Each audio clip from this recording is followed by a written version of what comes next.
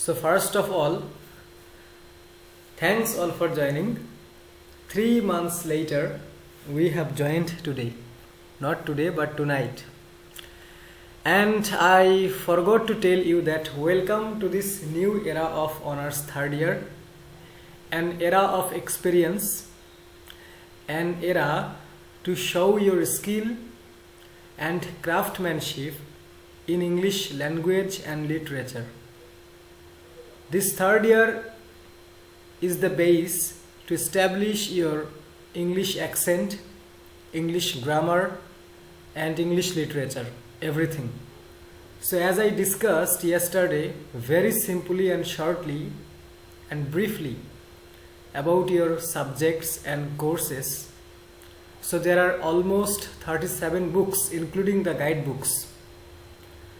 The combination of academic books and guidebooks is equal to 37 books. And this is our first private class.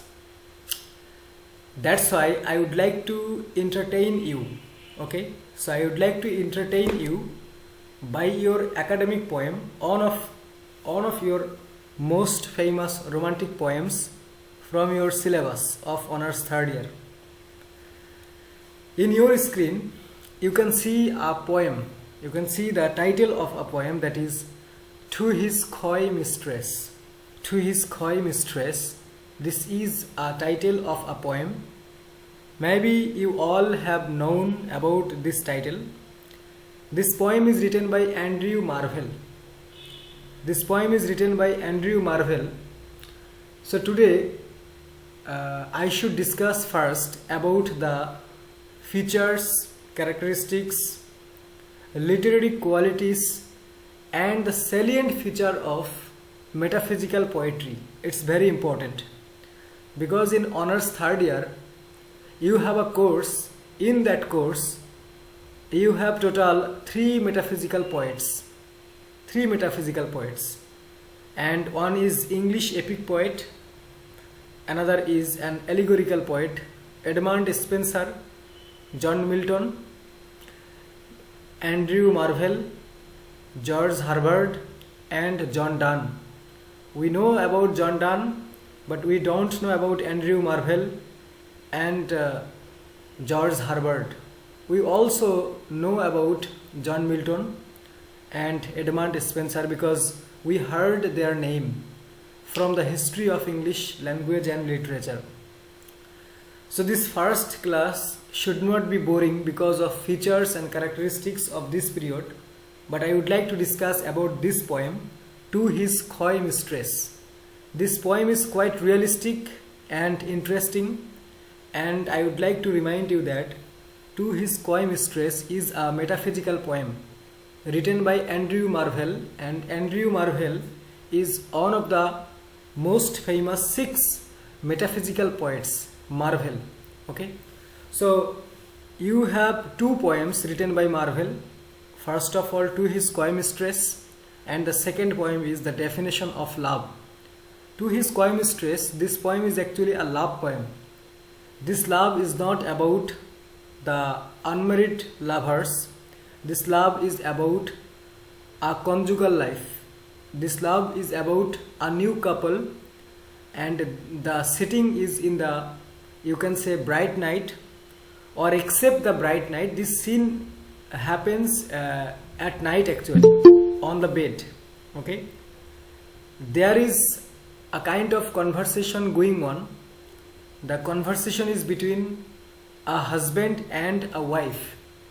The conversation of this poem is between a husband and a wife. Okay, actually the wife is very shy. So coy, C-O-Y, coy means shy. Shy. Mistress, here mistress means wife. Mistress means wife. So to his refers to the husband of the shy mistress. So here the speaker is the husband.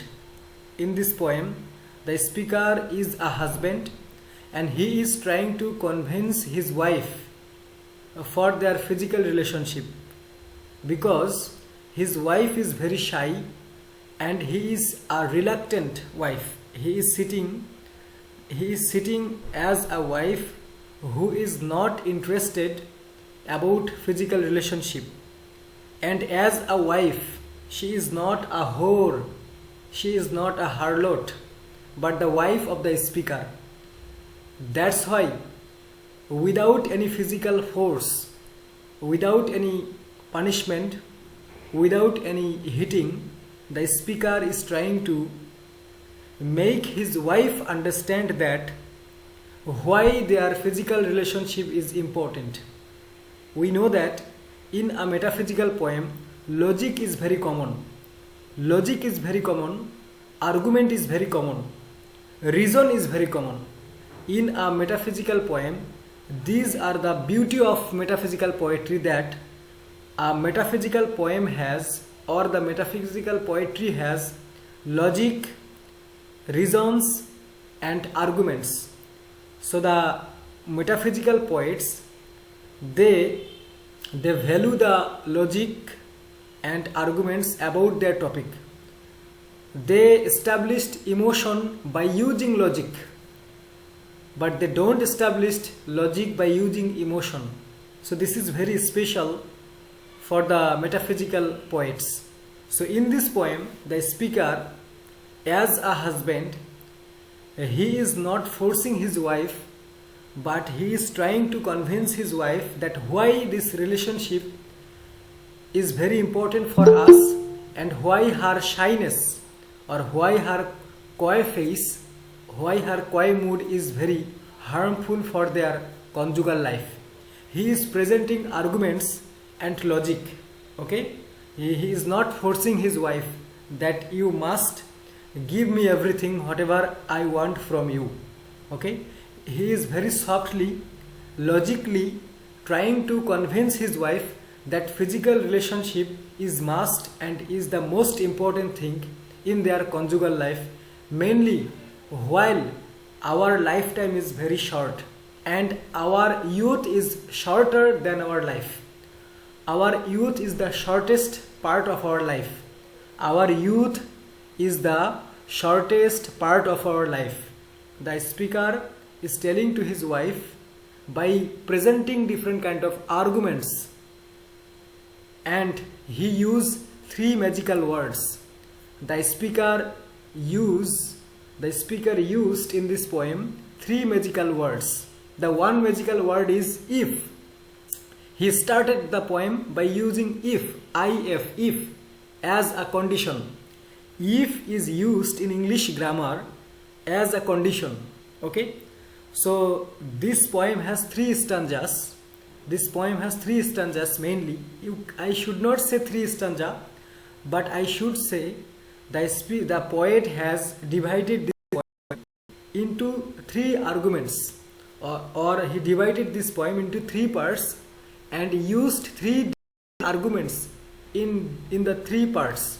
Okay, so the first part started by a word that is if, if. If is one magical word in this poem to convince the wife of the speaker, and another was is but, B-U-T, but. So but is the second magical word, and the third word is therefore. Therefore means that's why. Therefore means that's why. That is also called therefore. Okay, so the first word is if, then second word is but, third word is that's why or therefore. Okay, so the speaker will tell his shy wife or shy mistress that if you stay quiet or reluctant, or if you are not interested about our physical relationship, if you would like to be quiet in this night without any physical relationship, if you would like to pass this night, then I would like to tell you something about time, about this worldly life. This is whatever is actually after if, then the speaker will tell something by using but. Okay, by using but. And in the last part of this poem, the speaker will tell his wife, therefore, because of these arguments, because of this logic, Therefore, that's why, because of the above discussion, we should start our match. Okay, so we will have such kind of information from this poem. So in this poem, another technique is carpe diem. Carpe diem is a French word, maybe Latin word, carpe diem. The English meaning of carpe diem is to forget the future, to enjoy the present. To enjoy the present time and forget about future. Try to understand. Carpe diem means to enjoy the pleasure of present time and to forget about the future. Okay, so whatever will happen tomorrow, it doesn't matter. The matter is to enjoy today. It's very important for every single person to enjoy his daily day, every day, to enjoy his every day without thinking about his future. So this is also a message and a technique of Andrew Marvell. He has used and applied in this poem to his coy mistress. Okay, that is called carpe diem. Carpe diem means here the speaker is telling his wife that don't think about future, let's do it today. We should enjoy our present time. We should enjoy this night.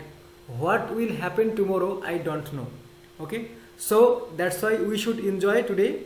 We should do whatever we want to do. We should not waste our time, because time is very valuable and time is passing very fast, and the history is evident. No one can stay in this world for a long time, and never youth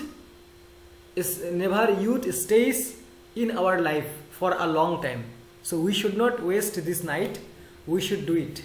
So this is a way how to convince a shy wife on the bed, by using logic and arguments, not by forcing her or not by hitting her or beating her.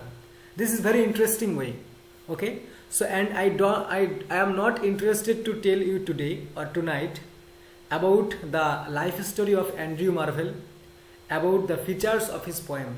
Okay, whatever I would like to tell you, the simple information in order to make this class joyous and pleasurable. So first of all, look at your screen. To His Coy Mistress is a poem by the English poet Andrew Marvell, most likely written in the 1650s amid the English interregnum. The poem was not published until the 1680s, after Marvell's death. Simply speaking, this poem, To His Coy Mistress, was published after the death of the poet.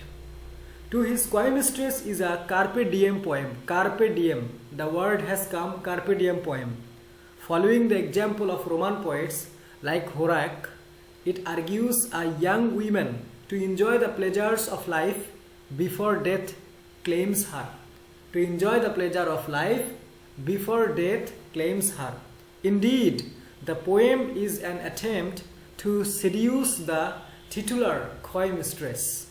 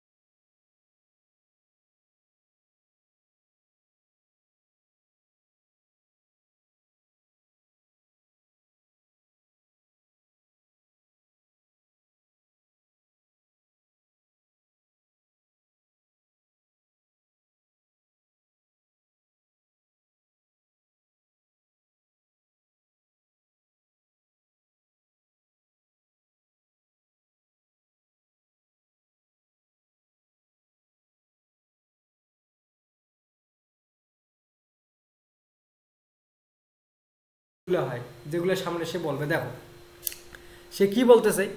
সে বলতেছে যে had we but world enough and time this coyness lady were no crime. তো বলতেছে যে দেখো, পৃথিবীতে পৃথিবীতে যদি যত সময় আছে, পৃথিবী যদি আমাদেরকে যথেষ্ট সময় দিত, if the world would give us enough time or quiet time or too much time, then your shyness, your coyness, মানে তুমি যে আজকে যে গায়ে হাত দিতে দিচ্ছ না বা ফিজিক্যাল রিলেশন করতে লজ্জা পাচ্ছ, অন্য কারণে দিচ্ছে না এমনটা নয়, সে লজ্জা পাওয়ার কারণে স্বামীকে স্পর্শ করতে দিচ্ছে না স্ত্রী। এজন্য স্বামী বলতেছে যে যদি যদি এই পৃথিবী আমাদেরকে পর্যাপ্ত পরিমাণ সময় দিত, যথেষ্ট সময় দিত, সময় যদি বান্ধা না থাকতো বা লিমিটেড সময় না থাকতো, আনলিমিটেড লাইফ টাইম যদি থাকতো, তাহলে ও আমার লেডি, আমার ওয়াইফ, দিস কয়েনেস, এই যে তোমার দিস শাইনেস, তোমার এই লাজুকতা, ওয়ার নো ক্রাইম, এটা কোনো অপরাধ ছিল না। যখন পৃথিবীতে সময় খুবই কম, যৌবনের সময়টাই কম, বিবাহিত জীবনের সময়টা কম, সেক্ষেত্রে যদি তুমি লাজুক হয়ে লজ্জা পেয়ে বিছানায় বসে থাকো, স্পর্শ করতে না দাও, তাহলে এটা তোমার ক্রাইম। তবে ক্রাইম হইতো না যদি পৃথিবী আমাদের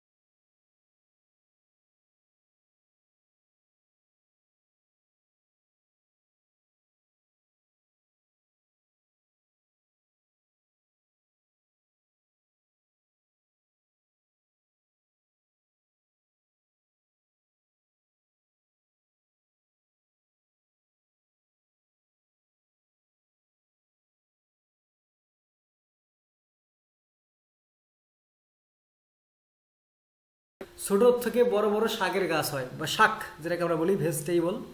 এই ভেজিটেবল এই ভেজিটেবলের সঙ্গে ভালোবাসাকে তুলনা করা হচ্ছে, যে ভালোবাসাটা স্লোলি গ্রো করে, ধীরে ধীরে বাড়তে থাকে। তো স্পিকার তার ওয়াইফকে বলতেছে, my vegetable love should grow vaster than empires and more slow. বলে যে তোমার পিছনে আমি এইভাবে সময় ব্যয় করতাম, তোমাকে ভালোবাসতাম, আর আমার এই যে ভেজিটেবলের মতো ভালোবাসা, মানে যে স্লো গ্রোয়িং লাভ, ধীরে ধীরে ভালোবাসাটা আমার বাড়তে বাড়তে বাড়তে বাড়তে একটা এম্পায়ারের থেকে বড় হয়ে যেত, মানে একটা সুলতানাত সাম্রাজ্যের থেকে আমার ভালোবাসাটা বড় হয়ে যেত। Vaster than empires and more slow. বুঝতে পারছো? তো হচ্ছে my slow growing love would gradually become bigger than the largest empire. এই পৃথিবীর সব থেকে বড় সাম্রাজ্যের থেকেও আমার ভালোবাসাটা বড় হইতো, যদিও আমার ভালোবাসাটা ধীরে ধীরে তোমার প্রতি বাড়তে থাকতো। বা ভেজিটেবল, এটাকেই বলতেছে ভেজিটেবল লাভ, যে শাকসবজিগুলো ধীরে ধীরে বেড়ে ওঠে, এটার কথা বলতেছে। তো এগুলোর কথা কেন বলতেছে? যদি পৃথিবী সময় দিত। বুঝতে পারছো? যদি পৃথিবী আমাদেরকে আনলিমিটেড টাইম দিত। তারপরে আসো, আরও কি করতো? 100 years should go to praise. 100 বছর যাইতো বা শত শত বছর যাইতো। 100 years should go to praise. আমার 100 বছর লাগতো বা